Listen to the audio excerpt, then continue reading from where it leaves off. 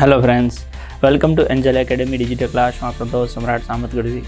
ચર્ચા ચાલુ રાખીશું. સફળ થવાનું કરવાના જ બસ જોડાયેલા રહેજો. હું સરકારી નોકરી લઈને જ બહાર નીકળીશ.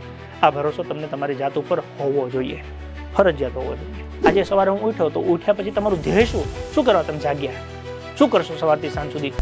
વિદ્યાર્થીઓએ કઈ કઈ બાબતનું ધ્યાન રાખવું જોઈએ? માની લો કે તમે નિર્ણય લ્યો છો કે તમારે તૈયારી કરવી છે, તો કઈ કઈ બાબતોનું ધ્યાન રાખવું જોઈએ? સૌથી પહેલાં પોતાની જાત ઉપર વિશ્વાસ રાખવો જોઈએ કે એક વખત તમે આ ફિલ્ડમાં આવો છો તો તમારે એવો ભરોસો રાખવાનો કે હવે હું અહીંથી ઓર્ડર લઈને જ પાછો નીકળીશ. એક વખત તમે આવો છો ફિલ્ડમાં, નક્કી કર્યું મારે સરકારી નોકરી કરવી છે, તો પોતાની જાત ઉપર ભરોસો રાખવાનો કે મને સરકારી નોકરી મળશે, હું સરકારી નોકરી લઈને જ બહાર નીકળીશ. આ ભરોસો તમને તમારી જાત ઉપર હોવો જોઈએ, ફરજિયાત હોવો જોઈએ. આ ભરોસો ટકી રહે એના માટે શું કરવાનું? તો કે એક તો તમારું નામ લખવાનું, તમારું આખું નામ લખવાનું. પછી તમારે કઈ નોકરી લેવી છે. માની લો કે તમારે પોલીસ કોન્સ્ટેબલ બનવું છે, પીએસઆઈ બનવું છે, આઈપીએસ બનવું છે, આઈએસ બનવું છે, કલેક્ટર બનવું છે, શું બનવું છે એ લખવાનું. ઓકે, ત્રીજું, એ નોકરી તમારે કઈ જગ્યાએ કરવી છે એ સ્થળ લખવાનું. આવું લખવું પડશે. કેમ કે વિશ્વાસ છે કે નહીં એ પહેલાં તમારે સાબિત કરવું પડે. તમને એવું લાગે હું પોલીસ કોન્સ્ટેબલ બનીશ તો લખો તમારું નામ પોલીસ કોન્સ્ટેબલ, ને કઈ જગ્યાએ નોકરી કરવી છે આવું લખો. પછી તમારા મોબાઈલના સ્ક્રીન સેવર ઉપર એ જ હોવું જોઈએ. તમે ઘરે રહેતા હો તો ઘરની સામે તમને એ દિવસમાં દેખાય એવી જગ્યા હોવું જોઈએ. અને માતા પિતા સાથે એ વસ્તુનું ડિસ્કશન થઈ જવું જોઈએ કે મારે પોલીસ કોન્સ્ટેબલ બનવું છે, મારે તલાટી બનવું છે, મારે મામલતદાર બનવું છે, મારે કલેક્ટર બનવું છે. ખ્યાલ પડે છે? ઓકે, એ નક્કી કરી નાખો. હવે માની લો કે તમારા ઘરમાં કોઈ મદદ કરવા માટે તૈયાર નથી, તો અમે તૈયાર છીએ. આટલું લખીને તમે અમને અમારા નંબર ઉપર મોકલી દેજો.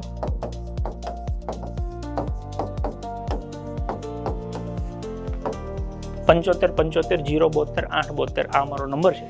કદાચ તમને એવું લાગે કે અમારા ઘરમાં કોઈ તૈયારી કરવા વાળું નથી કે કોઈ માર્ગદર્શક નથી, તો તમે તમારું નામ, કઈ નોકરી અને કઈ જગ્યાએ લેવી છે આટલું લખીને અમને મોકલી દેજો. અમે તમને હેલ્પ કરીશું અને ઈશ્વરને પ્રાર્થના કરીશું કે તમને એ મંજિલ સુધી પહોંચાડવા માટે જેટલી જરૂર પડે અમારાથી શક્ય બનશે એટલી મદદ અમે કરીશું. પણ તમારો ટાર્ગેટ નક્કી હોવો જોઈએ. એટલે સૌથી પહેલો પોતાની જાત ઉપર વિશ્વાસ, અને વિશ્વાસ ટકાવી રાખવા માટે એક વખત લખી નાખો, જેથી તમે જ્યારે પ્લસ માઇનસ થશો ને તો તમને એ લખેલું હશે તો સામે જકડી રાખશે. બીજું, ઓકે, એવા 5-10 કારણો લખો. એવા 5-10 કારણો લખો કે ભાઈ તમારી નોકરી શું કરવાની છે, સરકારી નોકરી તમને શું કરવા મળે, અથવા તો તમને સરકારી નોકરી મળે તો એના શું ફાયદા થાય, તો એના ફાયદા થશે તમને એ લખો. કે મારા માતા પિતા રાજી થશે, મારે આખી જિંદગી આર્થિક બાબતની ચિંતા નહીં રહે, મારા ગાડી બંગલાના સપના પૂરા થઈ જશે, મારા લગ્ન કરવા છે તો મને સારું પાત્ર મળશે, હું મારા બાળકોને સારું જીવન આપી શકીશ. એવી 5-10 બાબતો જે તમને નોકરી મળ્યા પછી તમને શું ફાયદા થશે એ કાગળમાં એ લખો. અને એ કાગળને રોજ એકાદ વખત નજર મારો. એ કાગળને રોજ એકાદ વખત નજર મારો એટલે તમે જાગતા રહેશો કે ભાઈ આજે સવારે હું ઉઠ્યો તો ઉઠ્યા પછી તમારું ધ્યેય શું કરવા તમે જાગ્યા, શું કરશો સવારથી સાંજ સુધી, તો એ તમે વાંચશો તો તમને ખબર પડશે. આ 2 વસ્તુ ધ્યાન રાખશો. ઓકે, પછી તમારે આયોજનપૂર્વક તૈયારી કરવાની છે. આયોજન કરી નાખો. રોજ 4 કલાક, 6 કલાક, 8 કલાક, 10 કલાક, 12 કલાક તમે કેટલા કલાક આપી શકશો, અને એ પ્રમાણે વિષય પસંદ કરો અને ધીમે ધીમે એક વિષય પૂરા કરતા જાઓ. સોમથી શુક્ર ભણો, શનિવારે રિવિઝન. જે વિષય આખો પતી જાય શનિવારમાં એ આખો વિષય પૂરો કરી નાખવાનો. ફરી સોમથી શુક્ર ભણવાનું, શનિવારે રિવિઝન. 2 વિષય પતે તો શનિવારે 2નું રિવિઝન. ઘટે તો શનિ રવિ 2 કરી નાખવાના. સોમથી શુક્ર ભણવાનું, શનિ રવિ રિવિઝન, સોમથી શુક્ર ભણવાનું, શનિ રવિ રિવિઝન. આવું તમારે 1 વર્ષ કરવાનું છે. પરીક્ષામાં પાસ થવું અઘરું નથી. આયોજન કરી અને એને વર્ષ ટકાવી રાખવું એ અઘરું છે. પછી ધીમે ધીમે પરીક્ષા આવે, કદાચ આપણે સફળ થઈએ, નિષ્ફળ થઈએ તો એ નિષ્ફળતા પચાવવી પડે કે કાંઈ વાંધો નહીં, મારી કંઈક ભૂલોના લીધે હું નાપાસ થયો છું ને, ઓકે, આ વખતે એ ભૂલો ઉપર વધારે કામ કરીશ, એ ભૂલો સુધારીશ, જેથી બીજી વખતે આવી ભૂલો ન થાય, તો તમે પાસ થઈ જાઓ. અને એ લાંબી પ્રક્રિયા છે. એક વખત તમે ચાલુ કરશો, ધીમે ધીમે તમને ઓટોમેટિક બધું સમજાતું જશે. અમુક થોડીક એવી માન્યતા વિદ્યાર્થીઓની હોય છે કે અભ્યાસક્રમ ખૂબ લાંબો છે. એવું નથી ભાઈ, અભ્યાસક્રમ લાંબો નથી. આપણે ધોરણ 5 થી લઈ અને 10માં ભણ્યા એ જ વસ્તુ છે. જો એ વખતે આપણે હરખું ભણ્યા હોત તો અત્યારે ગાયોગા પદ્ધત, પણ ત્યારે આપણે ધ્યાન દીધું નથી. હવે એ 5-6 વર્ષની પ્રોસેસ ભેગી થઈ છે. પણ એક વખત તમે ચાલુ કરો ને, તમને એવું લાગે કે ગણિત અઘરું છે કે ગણિત લાંબુ છે, પણ તમે મહિનો સમય આપો ને એટલે મહિનામાં પતી જાય છે. અઘરું નથી, લાંબુ નથી, ખાલી માનસિકતા છે. બેસો ને એટલે ધીમે ધીમે શોર્ટ થતું જાય. ઓકે, ફટાફટ પૂરું થતું જાય.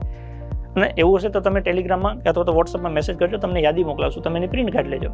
અને જે પત્તું જાય એમાં ટીક મારતા જજો. જેમ જેમ ટીક મારતા જશો તમને મજા આવશે કે હા તો રમત જાય છે. પણ વર્ષ તો દેવું પડશે.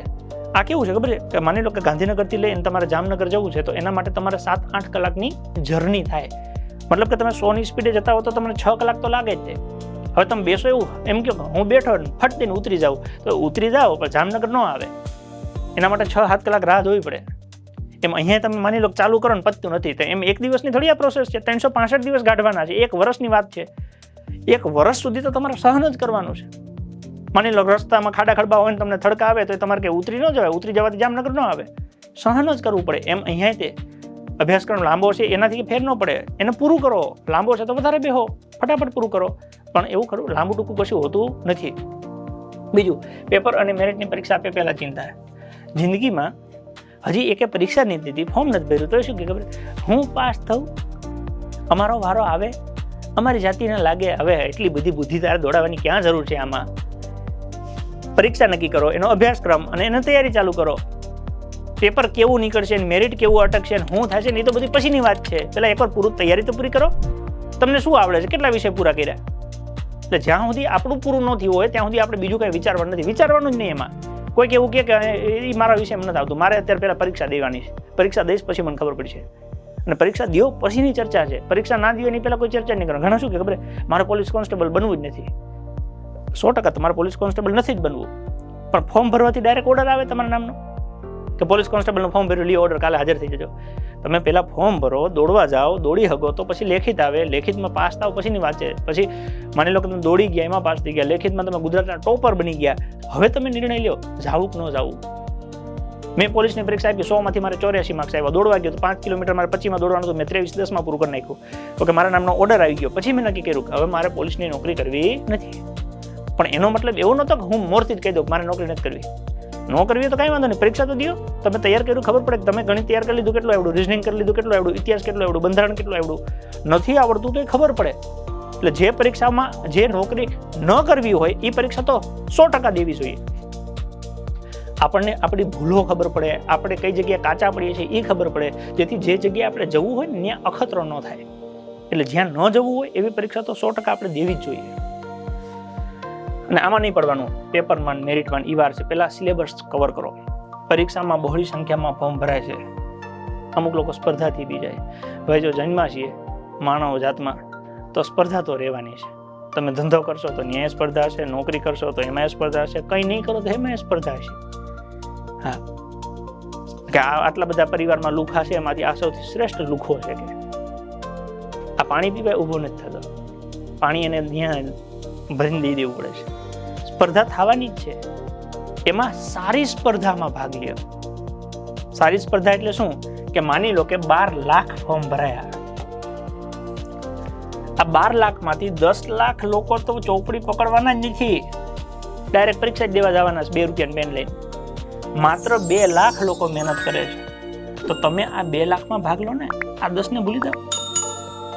એ 2 લાખમાંથી રેગ્યુલર તૈયારી કરતા હોય એવા 20,000 લોકો જ છે, તો તમે એ 20,000માં સ્પર્ધા કરો ને. એમાંથી ઓકે આમ ક્લાસીસમાં કે એપ્લિકેશનમાં કે ટોપર હોય, ઓકે માની લો કે એવા 10,000 જ છે, તો તમે એ સ્પર્ધા 10,000માં કરો ને કે આમાં હું મારું ટોપ મારું. તો સ્પર્ધા એ જગ્યાએ પોઝિટિવ વેમાં રાખવાની. માની લો કે કોઈ વાંચતું ના હોય, ત્યાં તમે 2 કલાક વાંચતા હો અને તમે કહો કે આ બધા કરતાં તો હું વધારે વાંચું, તમે 100% સાચા છો, પણ 2 કલાકથી પાસ ન થવાય ને, તો ત્યાં સ્પર્ધા કરવાનો કંઈ મતલબ નહીં. પણ બધા 12 કલાક વાંચતા હોય, ત્યાં તમે 2 કલાક વધારે વાંચો, ઓકે તો ચોક્કસથી ફેર પડે કે આ બધા 12 કલાક વાંચે, આપણે 14 કલાક વાંચીએ છીએ, તો ત્યાં ફેર પડે. એટલે સ્પર્ધા હંમેશા હકારાત્મક રાખવી, સંખ્યાથી કંઈ ફેર નથી પડતો, સંખ્યાથી કાંઈ ફેર પડતો નથી. એનું કારણ છે કે ગુજરાતમાં ઓકે 100માંથી જે લોકો 40 માર્ક્સ મિનિમમ લાવવાના હોય, ઓકે ત્યાં 32 માર્ક્સે નોકરી મળેલી છે. 100માંથી મિનિમમ 40 માર્ક્સ લાવવાના હોય, એની જગ્યાએ 32 વાળાને નોકરી મળેલી છે. તો આ કહેવા શું માગે છે કે માની લો કે લાખો લોકો તૈયારી કરતા હોય, બધા હોશિયાર હોય, તો બધાને 100માંથી 80-90 ન આવે, તો ભાઈ 32 શું લેવા અટકે? એટલે વાતું બધા કરે છે, હું તૈયારી કરું છું, મહેનત કરું છું, પણ પરિણામ શું? 100માંથી 32 માર્ક્સ નથી આવતા. એ મૂર્ખ બનાવે છે. ગાંધીનગર હોય એટલે માતા પિતા ફી ભરી દે છૂટા, માતા પિતાને એમ કે ઘોરી અહીંયા પરોજો નથી, ત્યાં જી કરે. અને છોકરાને એમ થાય બાપા ફી ભરે ને આપણને હું વાંધો, જેથી ના પડશે વયા જાવ બિસ્તરા પટલ લઈને. આ વાસ્તવિકતા છે. હજુ પરીક્ષાની જાહેરાત ક્યાં આવી છે? સૌથી મોટામાં મોટી માનસિકતા હોય ને તો યા છે. ધોરણ 12 પતી જાય ને પછી આપણે કઈ તૈયારી ચાલુ કરી દઈએ તો કે તો કોલેજ પછી 3 વર્ષ કોલેજ દરમિયાન તમે શું ઉખાડી લાવવાના છો? માની લો કે કોઈ વ્યક્તિ કોલેજમાં 35% લઈ આવે અને કોઈ વ્યક્તિ 95% લઈ આવે, શું ફેર શું પડે? કે આ 35% અને 95%માં તમને એકે નોકરી આ ટકાવારીને આધારે મળવાની નથી, સરકારી હોય કે પ્રાઇવેટ હોય. 95% લઈ આવો ને કામ ન આવડતું હોય તો પ્રાઇવેટ નોકરીને 2 મહિનામાં કાઢી મૂકવાના છે. અને તમે હું તો કોલેજ ન કરેલી હોય, સારું કામ કરતા હોય તો લોકો તમને પગાર વધારે દેવાના છે. એટલે કોલેજની ટકાવારી એ જિંદગીમાં ક્યાંય કામ લાગવાની નથી. કેમ કે દરેક જગ્યાએ પટાવાળા બનવું હોય તો એની પરીક્ષા દેવી પડે, એમાં આ ટકા કામ નથી લાગતા. પરીક્ષા દો, પરીક્ષામાં જે વધારે માર્ક્સ લાવે પટાવાળો બને, બાકી પટાવાળા ના બનાવે. તો પરીક્ષા મહત્વની છે. ઓકે, 35% 95% મહત્વના નથી. એટલે જો કોલેજ પૂરી કરીને તૈયારી કરવાની ગણતરી હોય તો હું કહું છું એ ભૂલ ન કરતા અત્યારથી ચાલુ કરી દો. કોલેજ પૂરી થાય એની પહેલા નોકરી મળી જવી જોઈએ. હું મારી કોલેજના અભ્યાસક્રમ દરમિયાન પોલીસ કોન્સ્ટેબલ થઈ ગયેલો. મારે નોકરી નહોતી કરવી એટલે મેં નોકરીમાં હાજર ન થયો. ઓકે, પછી હું જેવી મારે બીએડ પત્યું એવું તરત જ મેં બીએસસી બીએડ કરેલું છે. બીએડ પત્યું એવું તરત જ મેં ટેટ 2 આપી પાસ થયો અને શિક્ષક તરીકે ગાંધીનગરમાં મળતું હતું, મેં લઈ લીધું, નોકરી ચાલુ કરી, પછી રાજીનામું આપી દીધું, મૂકી દીધી. તમને નો મજા આવે નોકરી ન કરતા, પણ પોતાની જાતને સાબિત તો કરો કે હું આને લાયક છું. હવે તમે વિચાર કરો કે આખા ગુજરાતમાં માની લો કે 10 લાખ ફોર્મ ભરાણા હોય, એમાં 10,000 લેવાના હોય, તમે 10,000માં આવી જાઓ અને પછી તમે ના કહેવાડો કે આ નથી કરવું, તો એનો મતલબ એવું થયું તમે ગુજરાતના સૌથી શ્રેષ્ઠ વ્યક્તિઓ એ 10,000માંથી તમે શ્રેષ્ઠ છો. કેમ કે 10,000માંથી કોઈ મૂકવા તૈયાર નથી થતું, તમે મૂકી છે. એ મૂકી શકવાની હિંમત માણસના ત્યારે જ આવે કે જ્યારે ક્ષમતા વધારે હોય. એકવાર પાસ થાવ, મજા આવશે, કોન્ફિડન્સ વધી જશે, જીવનમાં જે જગ્યા પર છો ને સોતરા પાડી દેવો, પણ મહેનત કરવી પડશે. એટલે હજી પરીક્ષાને વાર છે એમાં નથી. તમારે તૈયારી કરવા માટે 1 વર્ષ મિનિમમ, જરૂરિયાત પ્રમાણે 2 વર્ષ અને 3 વર્ષ જેટલો સમય લાગે. પરીક્ષા આવે પછી તો આખું ગામ તૈયાર કરે, એમાં તમે તૈયારી કરો તો નવાઈ નથી કરતા, તમારે અત્યારથી લાગી જવું પડે. એક વખત અત્યારથી લાગી જશો તો વર્ષ, 2 વર્ષ, 3 વર્ષ ધીમે ધીમે તૈયારી થઈ જશે. 3 વર્ષ પછી કરશો તો ફરી 3 વર્ષ જોશે. એવું તો છે નહીં કે અત્યારે 3 વર્ષ કશું ના કરો પછી 1 જ વર્ષમાં થઈ જશે, એવું નથી. એટલે બંને ત્યાં સુધી ખોટો સમય ન બગાડવો. પરીક્ષા ક્યારે આવશે એ આપણો પ્રશ્ન નથી. પરીક્ષાનો સિલેબસ આપણને ખબર છે. તમને ગણિત આવડતું હોવું જોઈએ, તમને રિઝનિંગ આવડતું હોવું જોઈએ, ઇતિહાસ, ભૂગોળ, બંધારણ, વારસો, વિજ્ઞાન આ બધું તમને આવડતું હોવું જોઈએ. આ બધું જ્યાં સુધી તમને તૈયાર ન થયું હોય, ન આવડતું, ત્યાં સુધી તમારે પરીક્ષાની રાહ જોવાની જરૂર જ નથી કે પરીક્ષા કેદી આવશે. પરીક્ષા જેદી આવી હોય તેથી આવે. ઓકે, તમે અત્યારથી જંપ લાવો. નાપાસ થઈશ તો લોકો શું કહેશે? ઘણી વખતે આપણે તૈયારી ચાલુ કરીએ, તમે લખીને મોકલાવી દો. ઓકે, મોબાઈલના સ્ક્રીન સેવર ઉપર રાખી દો, તમને અંદરથી બીક લાગે કે નાપાસ થઈ તો લોકો શું કરશે. ઓકે, તો માની લો કે અત્યારે તમે શું છો. એવું તો છે નહીં કે તમે કલેક્ટર હતા પછી તમે કોન્સ્ટેબલની તૈયારી ચાલુ કરી, એમાં નાપાસ થયા એટલે તમારું કલેક્ટરનું પદ છીનવાઈ ગયું. તમે જીવનમાં અત્યારે છો શું? તમે સરપંચ છો, તમે સામાજિક અગ્રણી છો, હું છે હું લ્યા નવરું બેઠું છે. ઓકે, કંઈક કરવાનું છે. માની લો કે મહેનત કરીને પાસ થઈ ગયા તો કઈ ચિંતા નથી, નાપાસ થયા તો શીખવા તો મળશે કે નાપાસ કેમ થયો, હજી હું ઘટ્યું. પણ જો પરીક્ષા જ નહીં આપીએ તો ખબર જ નહીં પડે કે આપણામાં શું પોઝિટિવ છે શું નેગેટિવ છે. અને બીજું કે દુનિયા શું કહેશે એની ચિંતા આપણે શું કરવા કરીએ. ભાડમાં ગઈ દુનિયા ભાઈ. આપણું ઘર આપણાથી હાલે, આપણા ઘરમાં ખુશી આપણા દ્વારા આવે, તો આપણને મજા આવે એવું કરવાનું છે. દુનિયા દેખાડવા થોડી નોકરી કરવાની છે. તમે નોકરી કરો 25-26 હજાર પગાર આવે તો એમાંથી 20,000 તમે તમારા ઘરમાં દો તો તમારા ઘરમાં બાપા માની લો કે 20 વર્ષથી બાઇક લઈને ફરે છે, એ બિચારા નવી ગાડી લઈ લે. તમારા મમ્મી પપ્પા ઓકે જોઈએ એવા સારી રીતે નથી રહેતા. કેમ તો કે જોઈએ એવા પૈસા નથી. તમે પૈસા દો તો ધીમે ધીમે જીવનની જરૂરિયાત, માની લો કે આપણા ઘરમાં પૂરતા વાસણ નથી. ઓકે, તો પગાર આવે, તમે ઘરમાં દો તો વાસણો આવે. બીજા મહિને માની લો કે તમે પગાર આપો તો કપડાં આવે. તો એમ ધીમે ધીમે એક એક વસ્તુ બદલાતી થાય.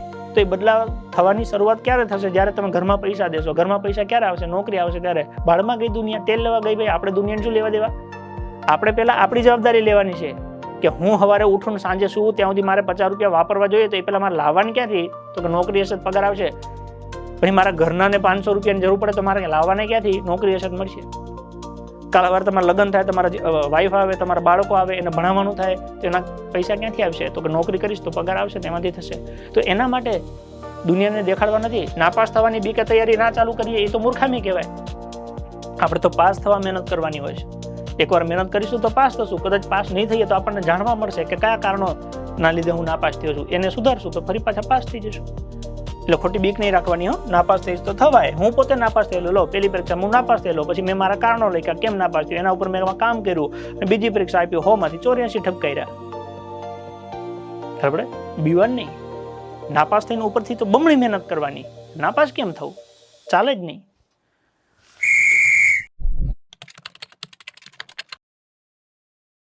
ચર્ચા ચાલુ રાખીશું. સફળ થવાનું કરવાના જ છે. બસ જોડાયેલા રહેજો. મજા આવે તો તમારા મિત્રો સાથે શેર કરજો. રેડી? મળીએ ચલો આગળ.